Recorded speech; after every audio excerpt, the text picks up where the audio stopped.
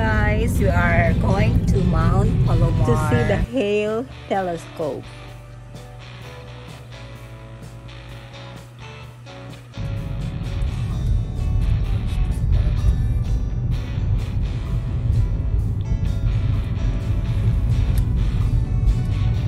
Okay guys, we just arrived here in Mount Palomar to see the Hale Telescope.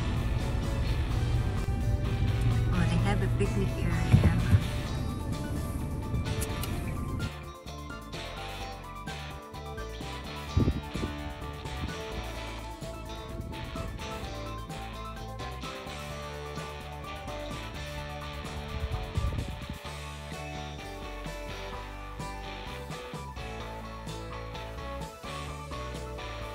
Hello everyone, I hope you are all doing well today. On today's video, I'm going to take you to Mount Palomar Observatory.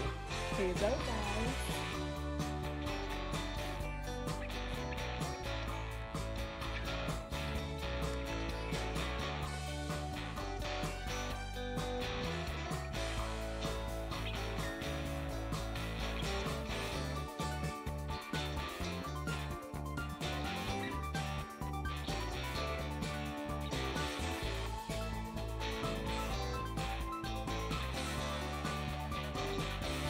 I was going to use the link in the morning.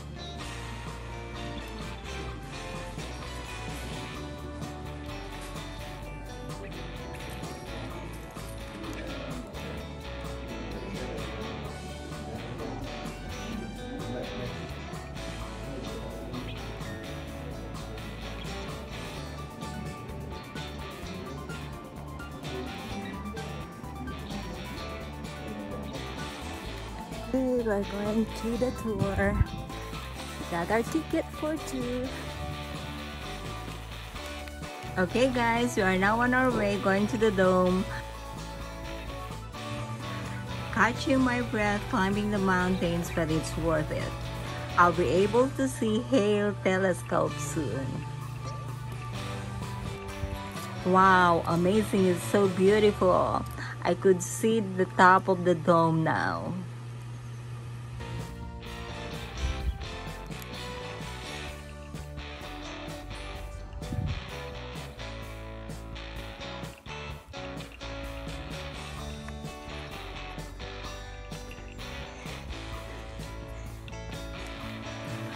Wow, dream fulfilled.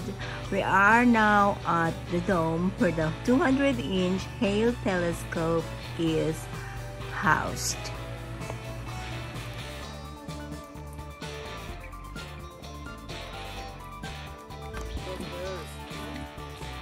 I want to welcome you to the facility here. This is the property of California Institute of Technology, or Caltech, which is a private institution. A lot of people think it's part of the UC system, the Cal State system. It is not. It's entirely private. It's about 2,200 acres. As we go through, we'll tell you a little bit about the history and the work and so forth. As I said a little bit earlier,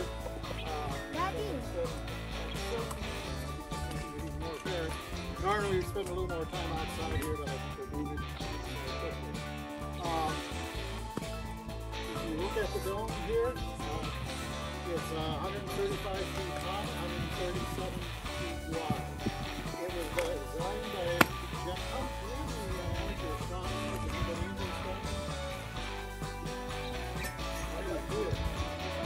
You'd like to be. Okay, well great. We'd love you to be too. We'd love to have you with us. The reason I asked that is most of this is the brainchild of George Ellery Hale, a very famous astronomer. We kind of pretty say he's the most famous astronomer we've ever heard. People hear of a lot of other famous scientists and astronomers and so forth. The general public, especially in this day and age, is not all that well known. But he was born in 1868. He was a solar astronomer. He graduated from MIT. And 4 times over the course of his lifetime, he built the world's largest telescope, speaking forward from so he's primarily responsible for this, but he had a lot of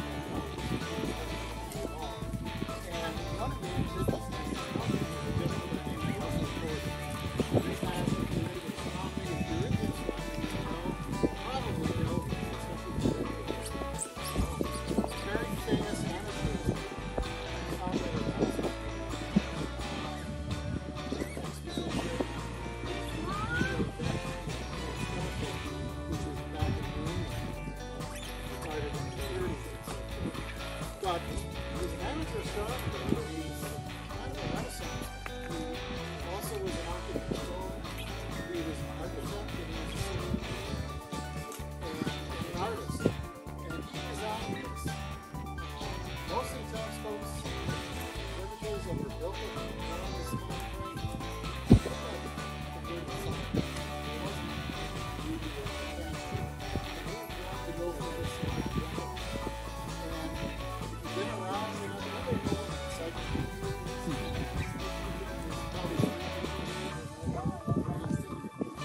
I'm just kidding, but if you look at encyclopedias or Wikipedia for many, many years, they say, well, you know, what is an observatory?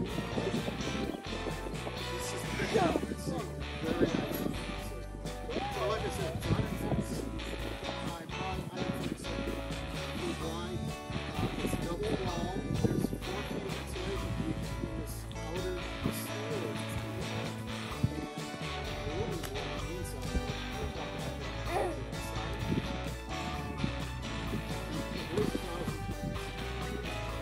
so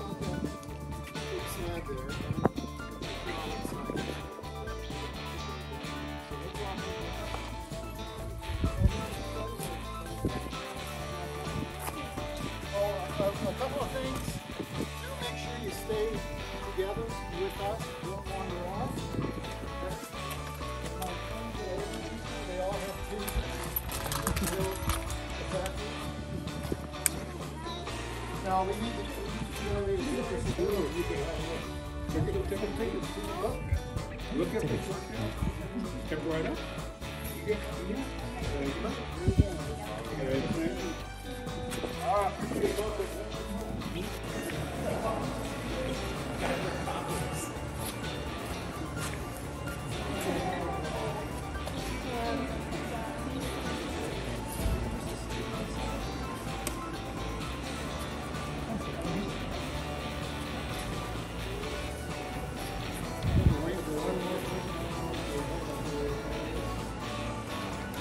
At any rate, I think we have it. I think everybody said they were from Southern California, so this may be a strange term, but this is what is to you. This is what is known as a basement. Okay? Oh, okay.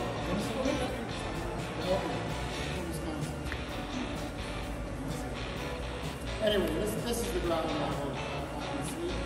I want to point out a couple of things. First of all, that little door you just came through, everything you see on the telescope upstairs came through the bigger doors behind you. These two doors open up, this opens up. There's a large crane that will point out when you get upstairs at the top of the dome. Was 6 feet, now 40 tons. And these panels here, they lift up and everything gets lifted up through here. Background here is the support for the telescope. All this vertical, that's all isolated from the support for the floor itself upstairs.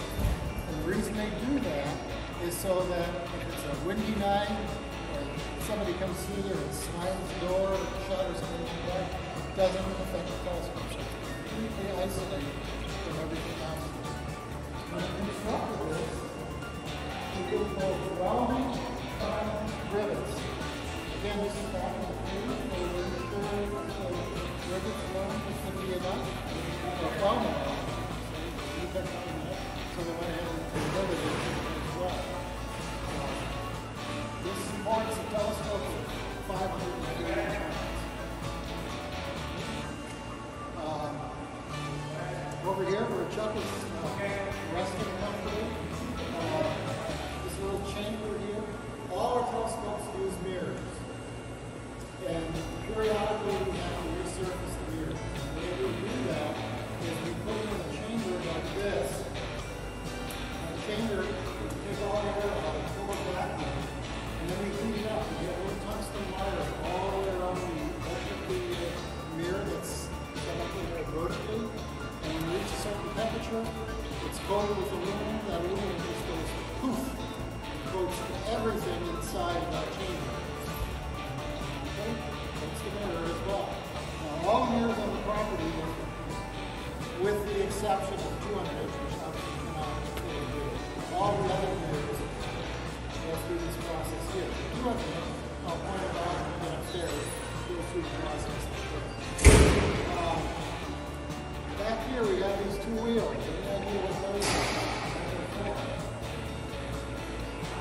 So move the telescope.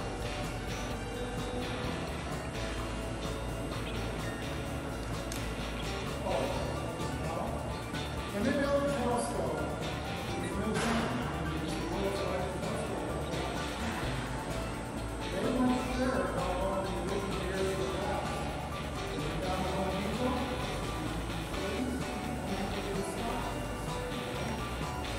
Seriously, what they did is they decided, hey, let's get the same side and let's do a couple of spare gears until something happens.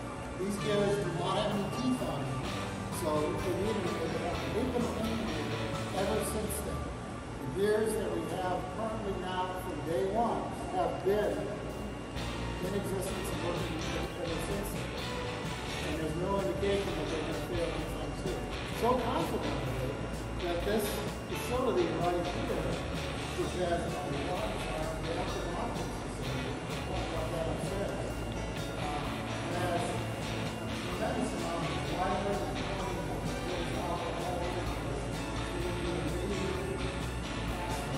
17 still at Mount Wilson, we did 100 inches. So now we're up to 100 inches. And when we say inches, that's the size of the moon. 100 inches. Okay? Realizing that the bigger the telescope, the more you can see, the further you can see into the universe, they advocated for using a larger telescope. Now, one of his claims to fame, I'm going to say, is he was an excellent commentator. He knew that in the best sense. During all of these telescopes, he was very successful in convincing wealthy individuals or institutions of investing in science. And so in 1928, as an example, he had a $6 million grant for building 200 Now that grant at that time was to cover the purchase of data, building it, and so forth. They did not specify where it was to be built. So they went through the entire process to try to decide where they were going to do it. Long story short, the short list was to do it here in Southern California. Ideally, within a day's worth of travel from Caltech to Pasadena, where the institution was, and also from pristine skies as much as possible. So one of the criteria is to be on an altitude.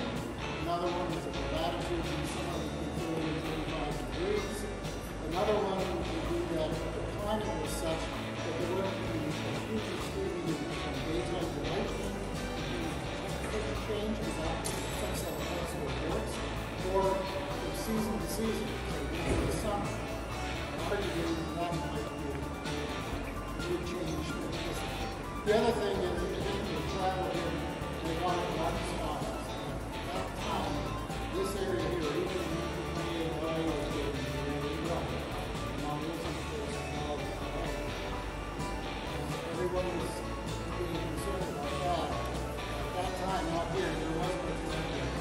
There were no huge car dealers. There were no casinos in the same place. So it was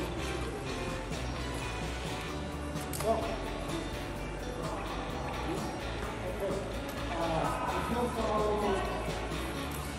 Steve here up the stairs, and we'll let you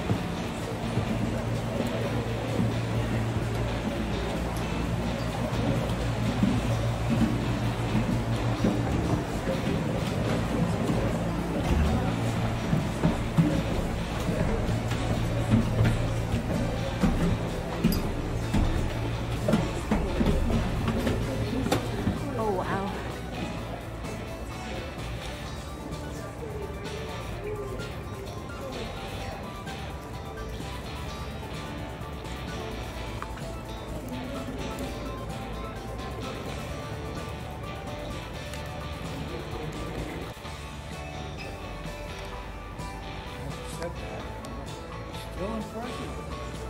Impressive piece of engineering. Old telescope.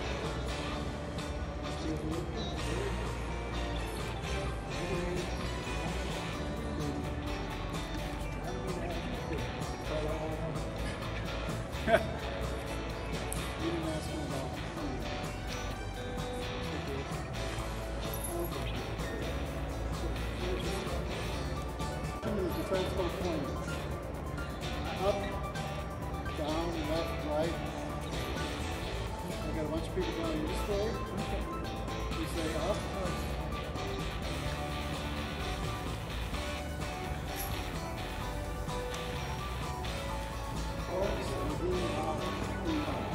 The actual telescope is this structure right here.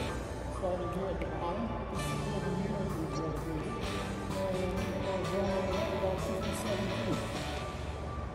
It's 22 feet wide here between its trusses. And it's especially designed here because of the huge weight. They worry about flexure as it moves around the sky. And so you want everything to be totally aligned, right? Then where it gets reflected and goes on the detector of the camera. And if you don't have that accounted for, as you go through different parts of the sky, it's liable to move out of alignment. So this is specially designed for the first instance of that, for the 200 gain. Now, its size, we were talking about a little bit about that. It's not a let me give you a quick timeline. We talked about 1928.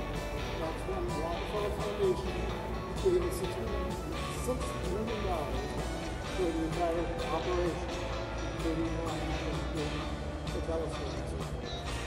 They decided on the property here in the mid-30s, like I said, acquired in 1934. The year was cast between 34 and 36. I'll say more about that in detail. And then they built the telescope. First they built the dome area and so forth. They built the superstructure that was hanging out down below it. And put in the floor and so forth. And everything was brought in. We got a better feeling with the building. We were down there. It's hard to see. There's fans and sitting on there. And they were brought up onto the floor. And it was assembled. When they finished assembling it, the idea was that the mirror would be done about the same time as when they finished the telescope. But there was a problem. Anybody know what happened around 1940, 41? World War II. Right, exactly. So everything came to a grinding halt. So that piece of 20-ton piece of concrete was actually near Hollywood, right? It was a stunt double. It was meant to go into the telescope and replace this whole area right here as a double before the mirror was put in place. So two reasons. First of all, the mirror wasn't quite ready by the time the telescope itself was ready. And second of all, if you're making a little adjustments in something that size and that value, and we're going to find out how difficult it is to make that mirror. You really want to look at the oops. The one where you don't have it on here, oops. So it was only supposed to be up there for about 2 years. It ended up being just before 1940, all the way up to 1947. And there after World War II. Yeah, basically. Okay, remember I was talking to you a little bit earlier about immunizing or resurfacing the moon? This is the moon comes out here on these tracks. This tube down below here is removed. The top comes off of this, and it's set up underneath the mirror is attached. They bring it down, and they actually do all the processing, removing the coating of the aluminum that gives it its shine. Every 2 years or so. So they just did it last November. So they won't be doing it this year, probably October, November. Takes about 10 days.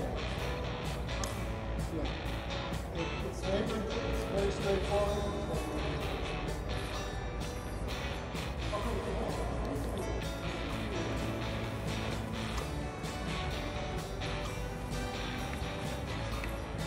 Over here we have a cutaway drawing.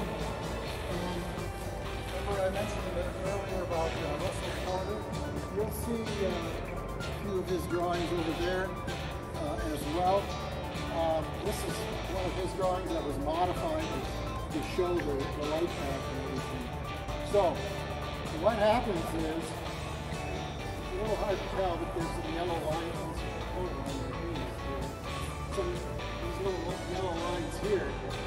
The light enters from outside, the shutters are open. The light comes down, hits the 200-inch mirror down here, and is reflected back up here to a point that's called prime focus. And people always ask, well, can we ever look through the telescope, or do astronomers look through the telescope, or what do they see? Astronomers don't use an eyepiece to look through the telescope for their imaging. They never have. They've always used cameras. Initially, they were photographic cameras, the photographic plates and so forth. In the 70s, that started changing over to CCD, the CMOS cameras that we have today. Now everything is CCD. But there's never been an eyepiece viewing. Now you say, well, that's fine, Bob, but what's this guy doing right up here? Looks to me like he's looking through an eyepiece. All right, you call it. All right. Photographic plates, because this wasn't all film or anything. This was emulsified plate image, so they'd have to put those plates in there. He's there all night long. It's right cold in the winter. Not too bad like this time. So what they had was a World War II surplus flight suits that they rubbed it and they poured down right there. Yeah, that would kind of keep it warm. So nowadays, everybody that's here that works in a given shift is actually in this over here.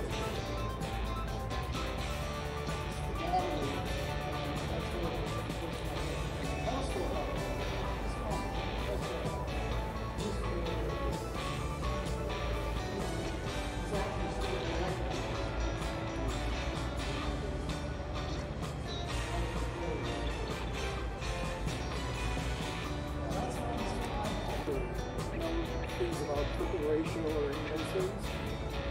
I won't bother you with a bunch of numbers, but the bottom line is that gives us the widest field of view, and it also takes less time to expose whatever you're looking at.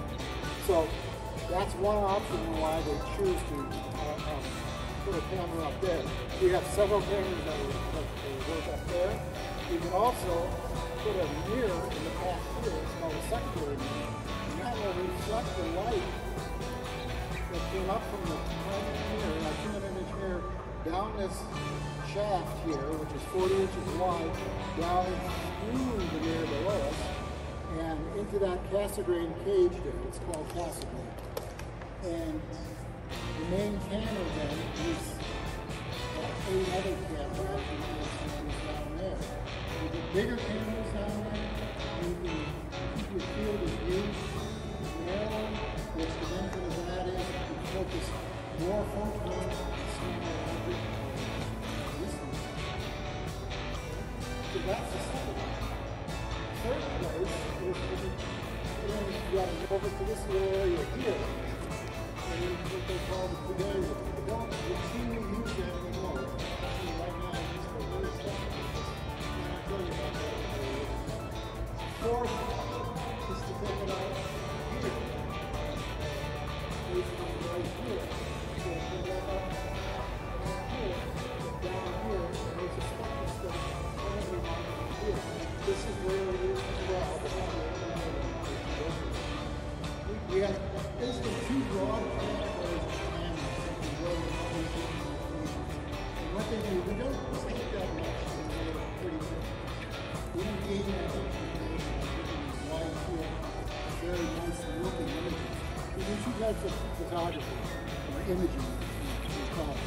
One is it's called photometry, and what that's doing is it's measuring the brightness of the object. The object might be a star, or it might be a point galaxy or something like that, many, many millions of miles or light years away.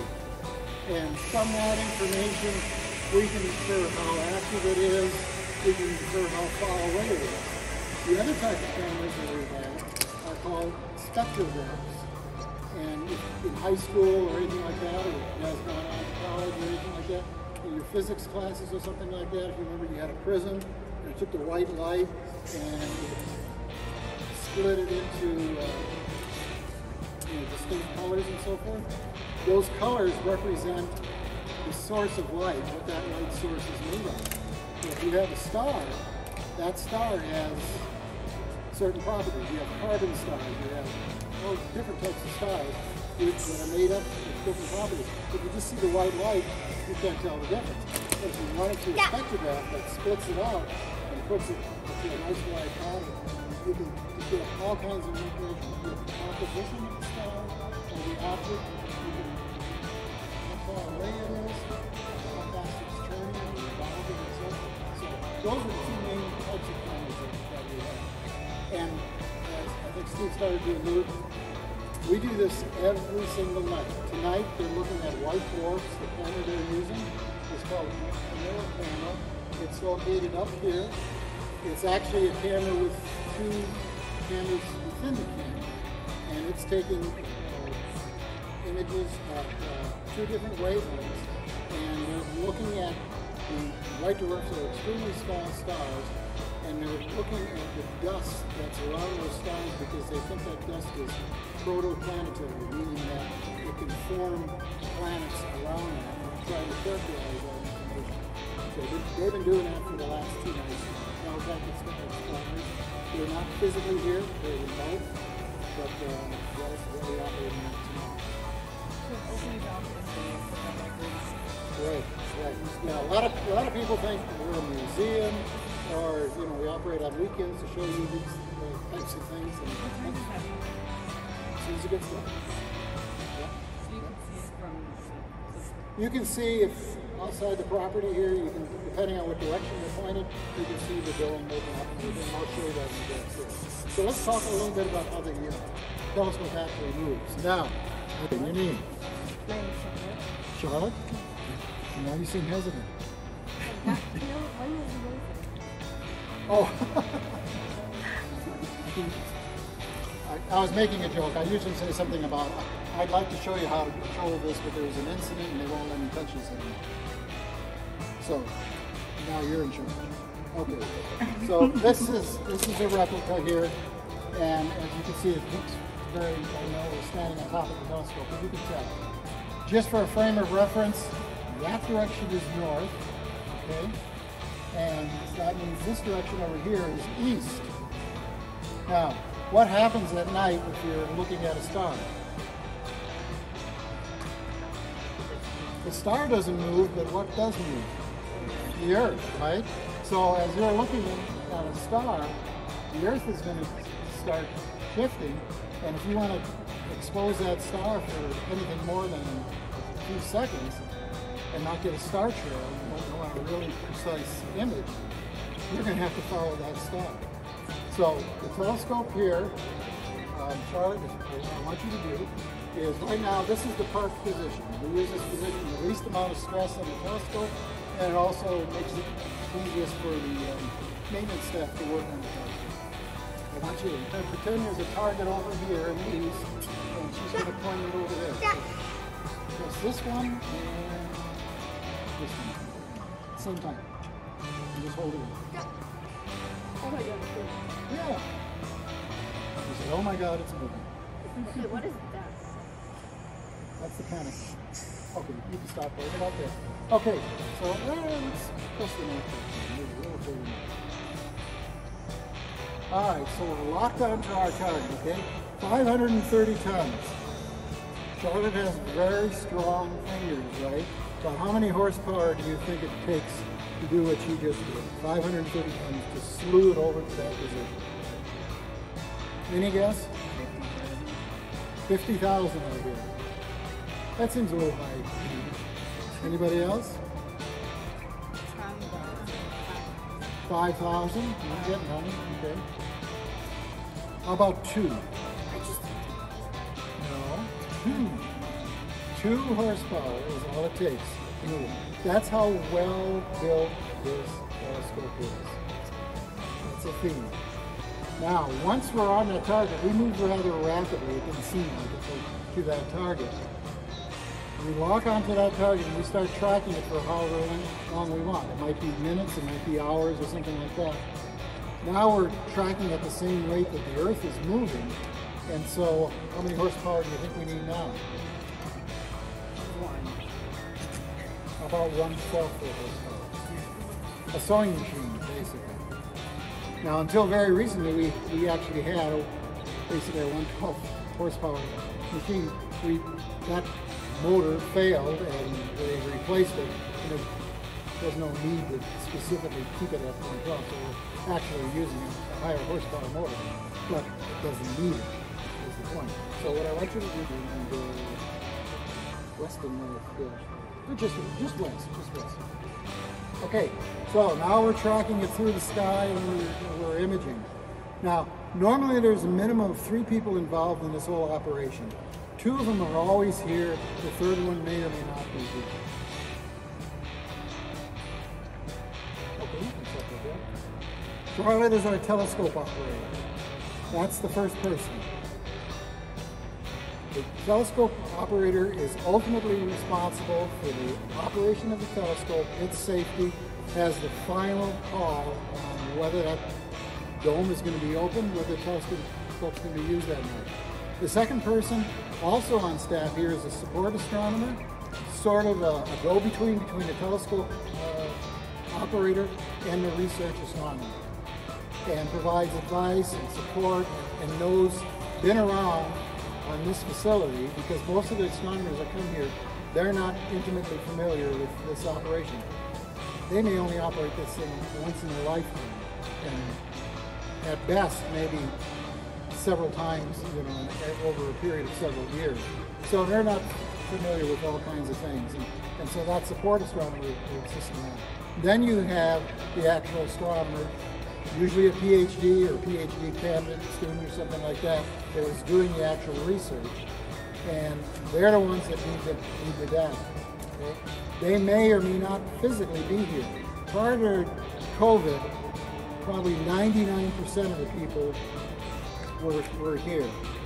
Starting with COVID, that kind of shifted over time. Well, with COVID, they had to do remote operations.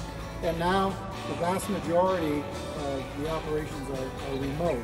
But you still have the telescope operator and the support astronomer. Tonight, the astronomers are from Caltech. I don't know if they're physically on campus or they're at home, but they're not going to be up here. Now, Charlotte, I told you were the telescope operator. First of all, go ahead and press the telescope. Put it back. Let's say you got a PhD student, and his thesis is due in about 4 months, and he's got to have this observation. But the clouds are rolling in. So it's getting very humid, and dew is forming and everything like that. That's the criteria that Charlie would say, no, we can't operate it anymore. And he looks at Charlie and says, but my whole life, my whole career is dependent on this observation. You don't get do-overs. Time on this telescope is so in demand that you don't just bump the person to the next night. You lose your night, you lost that song. Okay? So it's up to Charlotte to say, oh, okay, I'll let you go a little bit longer, or I'll let you go, or whatever. What are you going to say? Good. Well, there was no hesitation there. And that's exactly right. It's up to the telescope operator to make the decision, and he or she makes that decision based on what's best for that telescope. Yeah, it might be difficult for that guy or gal. They may have to reschedule or maybe do some horse trading with somebody that's got time later in the week, or work something out, or they just may lose the time altogether. They can explain that to their PhD advisor, or whatever the case may be, or go with plan B if there is one. So did you say the moisture that it could be that you can't see anything to make yourself with that far into? Right, because if you get dew dropping on the mirror, that's going to cause spots and so forth, and that's all going to have to be cleaned up before you can use a scope again. And depending on how bad it is, you could lose it maybe another night or something like that. So it's her responsibility. Caltech will back her all the way. So right call, right decision, Charlie. Okay, how about a round of applause for our telescope operator? Here.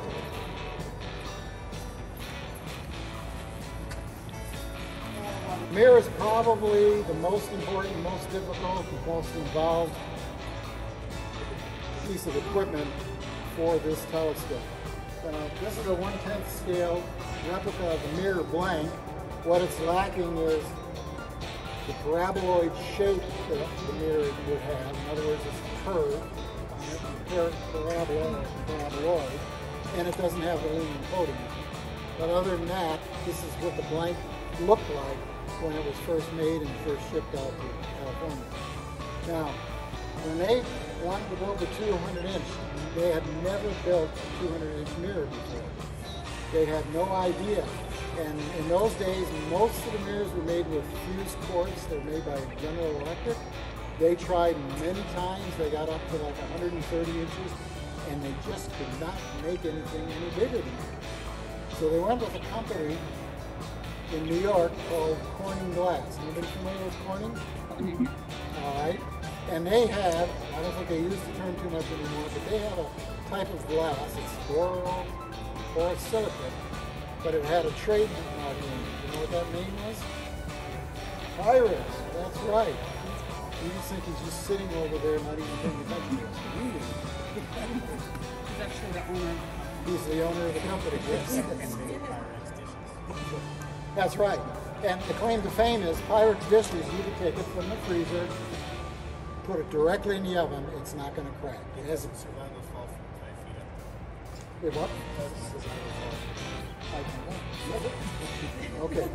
Well, that's why we don't drop them. That's the point.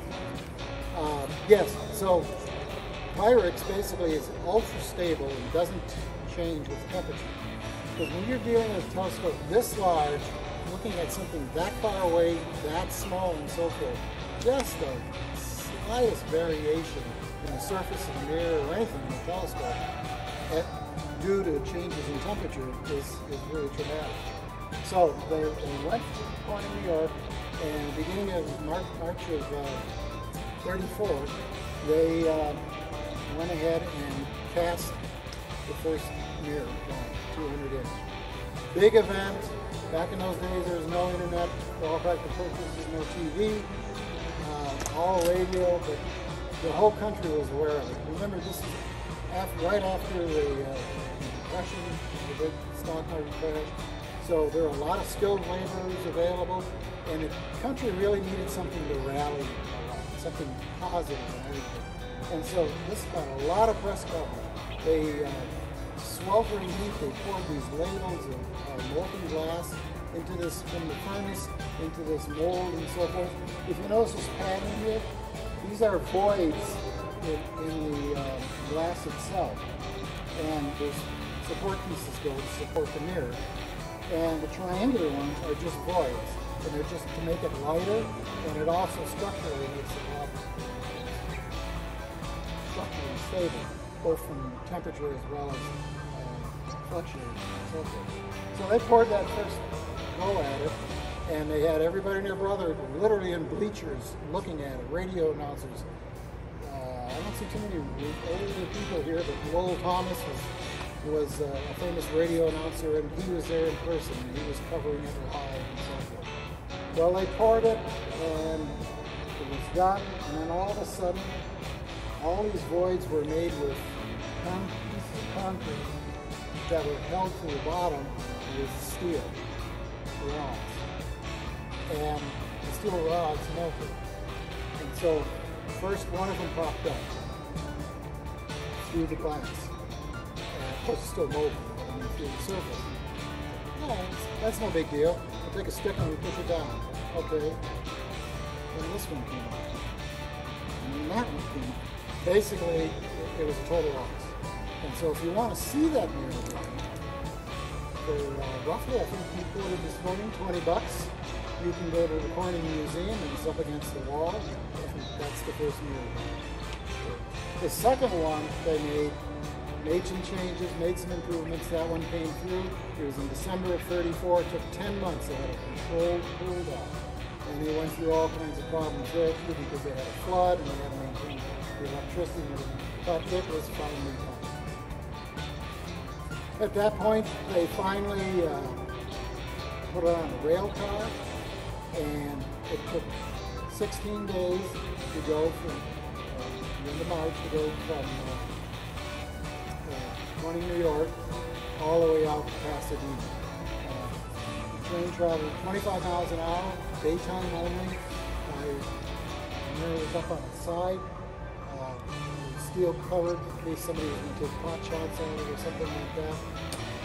They had to take a circuitous route because they had to avoid overpasses and tunnels and things like that because of the size of the telescope. So, and in the same tradition that they had all the bleachers and everything, schools would let the kids come out and watch it as the train passed through the city. It was a big event. It was really a rallying point for really all of the United States. Got out to Pasadena, they started working on it, started figuring it and so forth. They thought it would take a couple of years, and it sat there until 1947. And we talked about that a little earlier. The reason it sat there is 1941, everything shut down. No more work up here, no more work at the optics lab when they're working on this. So everything was just put to the side, and it was on hold. That 20-ton piece of concrete stayed in here because this wasn't ready. But finally in 1947, in November, they put it on a couple trucks, came on the coastal route down to Oceanside, and came up in 2 days in November, 17th and 18th. Was it 18th and 18th? All right. It was the end of November, and most of you, I think, came up S6. That road was built by San Diego County expressly for the telescope pieces, not so much the dome, but the telescope pieces and the mirror. And it was a 2-day journey. The second, they rested in Escondido overnight, and the second day they came up. They had 2 trucks and a tandem operation pushed dirt, getting it all the way up here, and they brought it in through those doors that you saw. They had already removed the mirror blank stand-in by that time, and then pulled everything out. So, bottom line is, it was all put in there and assembled and everything. They had June of 1948. The sad thing was he died in 1938, so he never saw any of this. His crown and achievement, really. So, first light was in January of 49, and as we said before, we've been taking images ever since. So, what I'd like to do is go upstairs here. You got your cameras. I see some groups like take pictures like crazy. There's no restriction there, so let's go upstairs.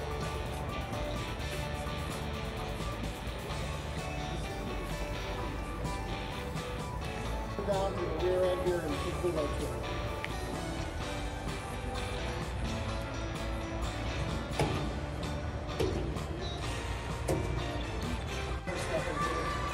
Hale Telescope. We also have to go up top here and perform maintenance. And it really ruins everybody's day if somebody drops a wrench and goes on the mirror. It has not happened. It maybe does happen, but fortunately having this cover would be where people can give them up and good. The whole telescope, 530 pounds. So I will show us how it works. But it drives this little piece here. No bearings. Bearings won't work because 530 tons, those bearings are not normally, if they even work for a day, they're not going to work. Instead, what we can have is high pressure oil and just a thin layer, 15/1000ths of an inch of oil gets pressurized overnight, just a layer here, and it's just just like smooth as butter. So the telescope can move back and forth. Over here, we have each cover is two, one on the left side, one on the right side. They open out, they're 125 tons.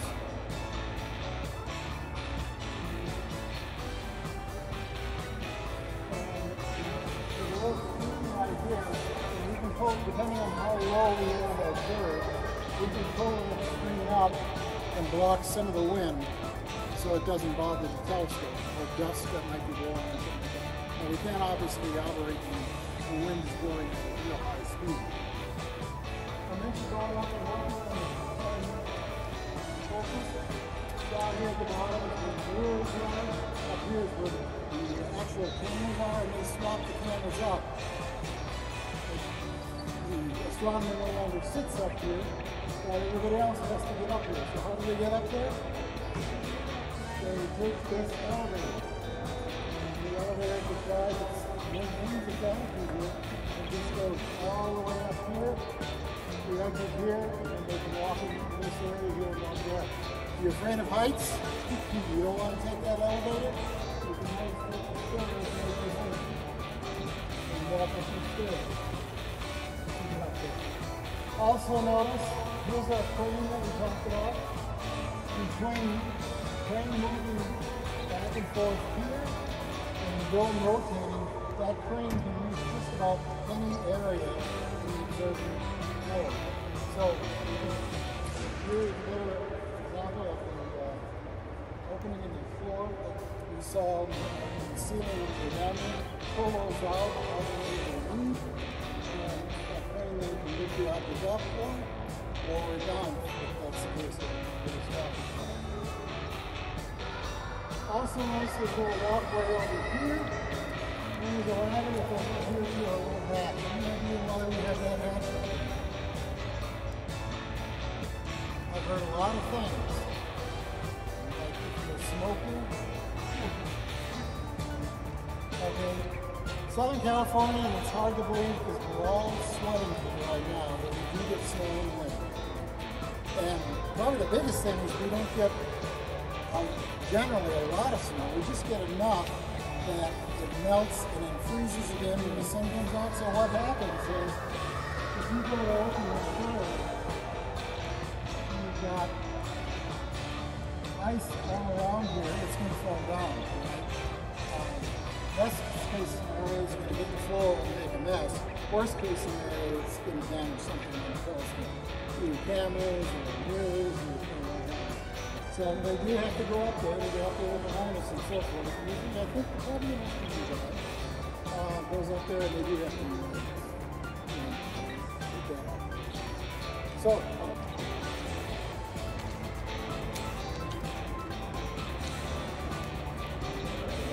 hey guys, this is the Hale Telescope. Coming!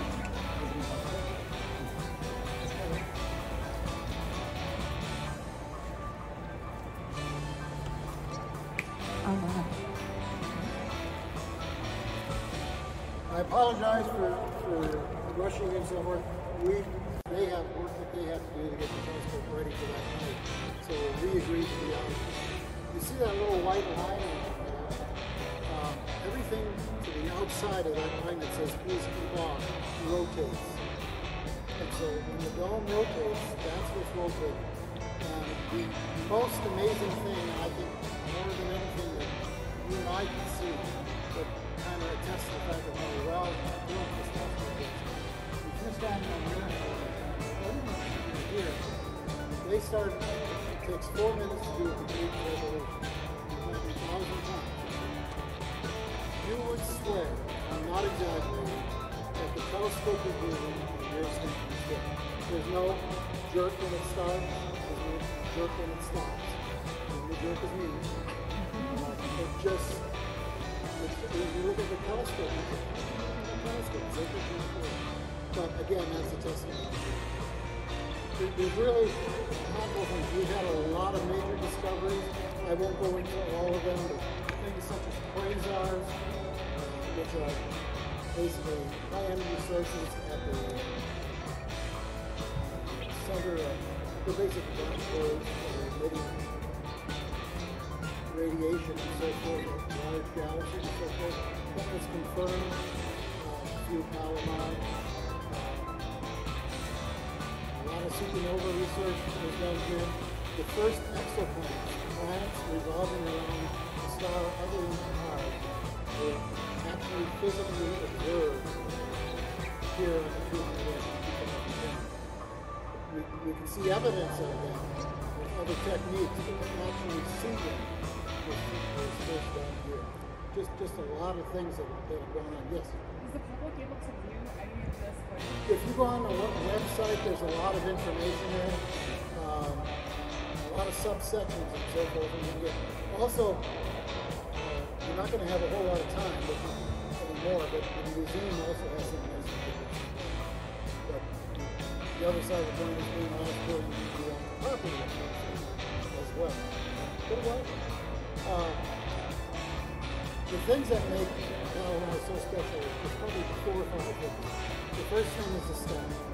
Not only the staff when they built the plant, all the way up to present day staff. These are dedicated people who put in their career. This is one of the kind instrument. You don't go to a trade school to learn about it. These people have been dedicated to this. Many times 20, 30 years working. PhD students and so forth, we graduate some of these students. The fact that this is so well built, it allows us to use equipment, cameras, and new technology. We just swap out the cameras. People say, well, you got all these space telescopes and everything. Isn't that better? Not necessarily, because once you launch that space telescope, by the time it launches, whatever technology we're having is already for you. We can put in something that was created last month. They do prototypes. The cameras that are the light field cameras that are on the Hubble telescope were actually prototypes here. There is a type of communication. Most of you remember the Mars landers and so forth. There was that period of time where you had to wait to find out what was going to happen because there was a delay in communications and so forth. Okay? Radio waves take a finite amount of time. Much faster is light or lasers. So there's a project going on called deep space optical communication that they're working on right now, communicating with a satellite and finding its way to asteroid belt for another mission. That satellite, a signal is being sent from Table Mountain, which is up near Mount Wilson, to that satellite. Information from that satellite, 4 watts of signal. The furthest distance I've heard now is 140 some million miles away. That's what the satellite is now. And that signal came back to Earth through the 200 inch to the instruments that are directly below your feet. So we not only do cutting edge science, we're using cutting edge equipment. And it's just so much. But unfortunately, we're going to have to terminate it here. We can spend a few minutes in the visiting gallery. Any of the 3 of us will be happy to answer some questions for you. Unfortunately, then we're going to have to hustle you out there probably about that. So, play them we came in, just so you know. Make sure you find us. Thank you.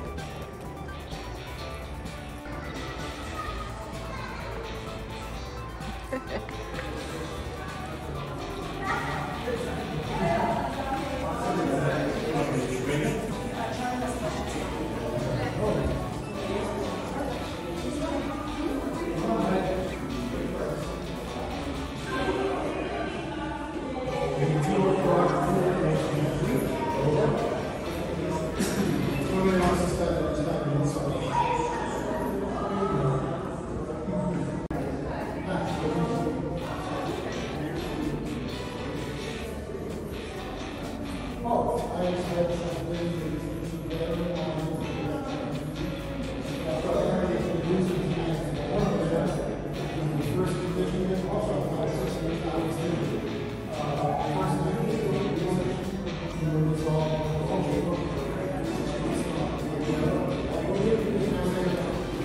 Okay guys, we just finished our tour here at Mount Palomar Observatory. So this is Hale.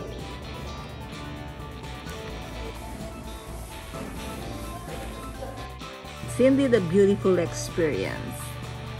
Very educational, and the tour guide is really amazing. Guys, one down in my bucket list. Unfield day here in Mount Palomar. Right.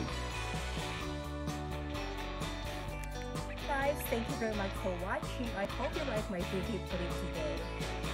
If you haven't subscribed, like and share, please do it now. Again, thank you very much everyone. Love you all and God bless. See you on my next one.